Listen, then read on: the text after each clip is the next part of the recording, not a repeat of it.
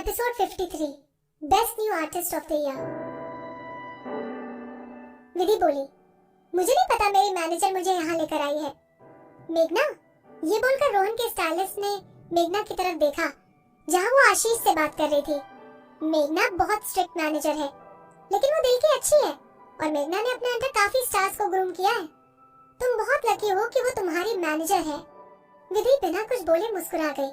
वो सही बोल रहा था। मेघना बेशक अपने शब्दों के साथ थोड़ी सी गुस्से वाली थी, लेकिन वो दिल से काफी अच्छी और अपने काम के लिए काफी रिस्पॉन्सिबल थी। मेघना अपनी तरफ से विधि को स्टार बनाने के लिए असिस्ट कर रही थी। विधि बस आशा कर रही थी कि मेघना उसके लिए लकी हो और चेतन मेहता जैसी ना बन जाए। जब मेघना और आशीष की बातें खत्म हो गई, तब मेघना आशीष को विधि से मिलवाने के लिए लेकर आई। आशीष काफी लंबा था, वो 30 साल का था और उसने ब्लैक शर्ट पहन रखी थी। वो विधि के पास आया और बोला, मैंने तुम्हारी प्रोफाइल देखी, तुम्हारा करियर अभी शुरू होने वाला है, इसीलिए तुम्हारा स्टाइल हम सेट नहीं करेंगे, बल्कि तुम्हारे पास काफी ऑप्शंस होंगे और तुम्हारा स्टाइल वर्सेटाइल होगा। तुम्हारा फेस थोड़ा गुस्से वाला है और तुम्हारे चेहरे को देखकर ऐसा लगता है कि तुम्हारे अंदर बहुत ही मिस्ट्री छुपी हुई है, इसीलिए फैंसी लुक तुम्हें सूट नहीं करेगा। साथ ही में तुम्हारे चेहरे का नाक नक्शा उभर कर आता है। तुम्हारे चेहरे और बॉडी का शेप काफी अच्छा है, इसीलिए तुम्हें कूल बनने में ज्यादा टाइम नहीं लगेगा। आशीष की बातों से एग्री करते हुए विधि ने अपना सर हिलाया। आशीष ने टेक्सचर और कलर स्कीम्स का टेम्पलेट उठाया और विधि से थोड़ा पीछे हटके आपस में मिलाने लगा। वो विधि को लेकर उसकी फ्यूचर ड्रेसिंग के अकॉर्डिंग कलर चूज कर रहा था। आशीष धीरे धीरे विधि के चेहरे पर मेकअप करने लगा। आशीष ने विधि की आईब्रोज की हाईलाइटिंग की और उसके बालों के लेयर्स बनाकर हल्की पर्पल हाईलाइटिंग की। मेकअप पूरा होने के बाद विधि खड़ी हुई और अपने आप को शीशे में देखने लगी। विधि ने व्हाइट कलर की फ्लोरल ड्रेस पहन रखी थी, जिसके साथ एक सुंदर सा नेकलेस गले में डाल रखा था, जिससे उसकी आई शेडो बहुत उभर के आ रही थी। उसका लुक बिल्कुल परफेक्ट था। आशीष के काम से विधि पूरी तरह सेटिस्फाइड थी। मेघना भी विधि को देखकर खुश हो गई और बोली, अब मैं तुम्हारे अंदर सेलिब्रिटी वाली बात देख पा रही हूँ। जब वो स्टाइलिस्ट सेंटर से बाहर आए, मेघना ने विधि को इंस्ट्रक्शन देते हुए कहा, अब तुम आने वाले दिनों के लिए तैयार रहना। कुछ दिनों में हम 3-4 रिकॉर्डिंग कंपनीज में जाएंगे और इंडस्ट्री के लोगों से मिलकर तुम्हारे लिए बात करेंगे। हम कंपनी को एक्सप्लोर करेंगे और देखेंगे कि तुम्हारे डेब्यू के लिए कौन सी कंपनी सूटेबल रहेगी। मेघना की बात सुनकर विधि को अनिरुद्ध से की गई डील याद आ गई। मेघना दीदी, विधि बोली, अनिरुद्ध ने मुझसे पहले कहा था कि वो मेरा पहला डेब्यू सॉन्ग लिखेगा। मेघना हैरान हो गई, अनिरुद्ध तुम्हारे लिए लिखेगा? अनिरुद्ध ने काफी सालों से नए आर्टिस्ट के लिए गाने नहीं लिखे हैं। वो टैलेंट को लेकर बहुत ज्यादा पिकी है और जल्दी से वो किसी नए आर्टिस्ट को अपना हाथ नहीं पकड़ा था।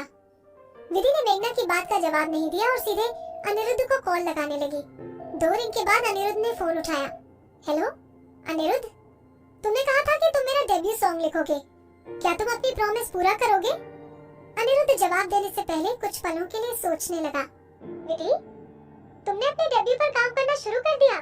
कंपनी सिलेक्शन और इवैल्यूएशन प्रोसेस कब से इतना एफिशिएंट हो गया? बाकी प्रॉब्लम वाली बात कोई नहीं है, मैं अपना प्रॉमिस पूरा करने के लिए तैयार हूँ। विधि ने फोन काटा और मेघना को देखकर अपना सर हिलाया। तुम्हारे और अनिरुद्ध के बीच इतना अच्छा रिलेशनशिप है, ये जानकर मुझे अच्छा लगा। मेघना कुछ सोचने लगी और फिर वो डरावनी सी मुस्कुराहट चेहरे पर लाकर बोली, अब जब अनिरुद्ध इंचार्ज है, मेरे लिए उसे रिक्वेस्ट करना काफी आसान रहेगा। विधि को तब तक मेघना की बात समझ नहीं आई, जब तक मेघना के साथ अनिरुद्ध से मिलने नहीं गई। न्यू सिंगर्स के लिए चार्ट पर टॉप करना और न्यू आर्टिस्ट के लिए भी कम से कम मैं तुमसे इतना तो एक्सपेक्ट करूंगी। मेघना रिकॉर्डिंग स्टूडियो में सोफे पर बैठ गई और अपने पैर के ऊपर पैर रखकर वाइन के हल्के हल्के सिप लेने लगी। टोटल सेल्स कम से कम टॉप 3 रैंक में आनी चाहिए और best new artist of the year का अवार्ड भी जीतवाना है तुम्हें। मेघना ने ये बात अनिरुद्ध से बोली। अनिरुद्ध उसकी हर बात में हाँ कर रहा था। देखने से ऐसा लग रहा था कि वो मेघना से डर रहा है, लेकिन उसके पीछे का रीजन किसी को नहीं पता था। फिर भी मेघना की आखिरी लाइन सुनकर अनिरुद्ध ने जवाब दिया, हालांकि ये तो सच्चाई है, अगर मैं सॉन्ग के लिरिक्स लिख रहा हूँ तो बेस्ट सिंगर का अवार्ड तो मिलना ही है, चाहे फिर सिंगर कितना भी नकली हो। विधि ने अनिरुद्ध को जान से मार देने वाला लुक दिया। वो नकली सिंगर किसको बोल रहा था? अनिरुद्ध ने विधि के लुक को इग्नोर किया और आगे बोला, तुम्हारी जो पहली रिक्वेस्ट है उससे मुझे प्रॉब्लम नहीं है, लेकिन best new artist of the year के अवार्ड की नॉमिनीज में टाइम्स म्यूजिक एंटरटेनमेंट की मुक्ति का नाम भी आएगा। विधि कुछ पलों के लिए चुप हो गई। विधि ने अभी तक अपनी पुरानी लाइफ के बारे में सोचना बंद ही कर दिया था, लेकिन अब उसके पास फेस करने के अलावा और कोई चॉइस नहीं थी, लेकिन अब विधि को मुक्ति से कम्पीट करना ही पड़ेगा। वो दोनों अपना डेब्यू सेम टाइम पर कर रही थी और विधि जानती थी कि उन दोनों को एक दूसरे से कंपेयर करा जाएगा। एंटरटेनमेंट इंडस्ट्री एक बहुत बुरी जगह है जहाँ पर बहुत ही कम लोग अपनी पहचान बना पाते हैं। विधि को अजीब सा महसूस होने लगा। जितना वो अपने डेब्यू के लिए खुश हो रही थी, अब उसको उतना ही प्रेशर फील हो रहा था। अनिरुद्ध ध्यान से मेघना को समझाते हुए बोला, तुम देखो, जितने भी नए आर्टिस्ट ने पास 2 साल में अपना डेब्यू किया है वो इस अवार्ड के लिए एलिजिबल होंगे। मुक्ति का डेब्यू पिछले साल एंड में हुआ था, तो उसके लिए नॉमिनेशन में आने का बेस्ट टाइम है। और ऊपर से टाइम म्यूजिक एंटरटेनमेंट अपने आर्टिस्ट को बहुत सपोर्ट कर रही है।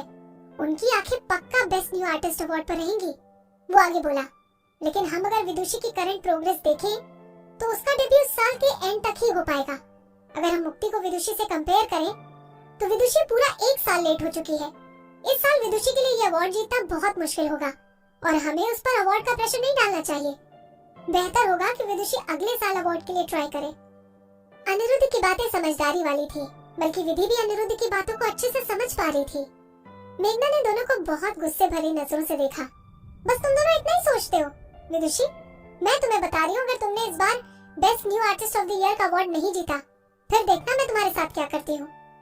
विधि की बोलती बंद हो गई। विधि की आगे हिम्मत नहीं हुई कि वो अपनी ओपिनियन को मेघना के सामने रखे। उसने अपना सर नीचे कर लिया और चुपचाप उनकी बातें सुनती रही। मेघना ने अपनी नजरें विधि से हटाकर अनिरुद्ध की तरफ घुमाई और उसे डांटते हुए बोली, और तुम अनिरुद्ध, तुम तो बड़े म्यूजिक प्रोड्यूसर बना करते हो। तुम्हें म्यूजिक प्रोड्यूस करते हुए इतने साल हो गए, क्या तुम हर साल की तरह उत्कर्ष सिंह को अपने से आगे निकलते देखना चाहते हो? चलो, पहले तो तुम उसे इसलिए नहीं हरा पाए क्योंकि तुम्हारे पास इक्वली कैपेबल सिंगर नहीं था, लेकिन अब तो तुम्हारे पास विदुषी है। अगर अब तुम उसे नहीं हरा पाए तो तुम्हारा इस इंडस्ट्री में कोई काम नहीं है। इससे बढ़िया तो तुम घर जाकर सब्जियां बेच लो। ऐसा नहीं है कि मैं उत्कर्ष को हरा नहीं सकता, अनिरुद्ध ने अपने दांत चबाते हुए बोला। मेघना ने नफरत भरी नजरों से अनिरुद्ध को देखा। तुम उत्कर्ष से किस चीज में अच्छे हो? इतने साल हो गए, तुम जानते हो हमेशा से उत्कर्ष ही टॉप में रहता है और तुम सेकंड प्लेस में। मुझे तो लगता है तुम उससे डरते हो, या फिर तुम्हारे अंदर खुद को लेकर इतना कॉन्फिडेंस ही नहीं है। तुम्हारे अंदर उससे बेस्ट न्यू आर्टिस्ट अवार्ड को लेकर लड़ने की हिम्मत ही नहीं है। तुम्हें किसने कहा कि मैं बेस्ट न्यू आर्टिस्ट अवार्ड विधि को नहीं जितवा सकता? अनिरुद्ध ने चिल्लाकर बोला। तो मुझे इस बार अवार्ड जीत के दिखाना। मेघना धीरे धीरे तालियां बजाने लगी। उसके चेहरे पर मुस्कुराहट आ गई। मैं भी देखती हूँ कि इस साल तुम अवार्ड को अपने साथ लाते हो या फिर वो उत्कर्ष। विधि की बोलती बंद थी, लेकिन वो अपने मन में सोचने लगी, अनिरुद्ध, तुमको मेघना दीदी ने पागल बना दिया है।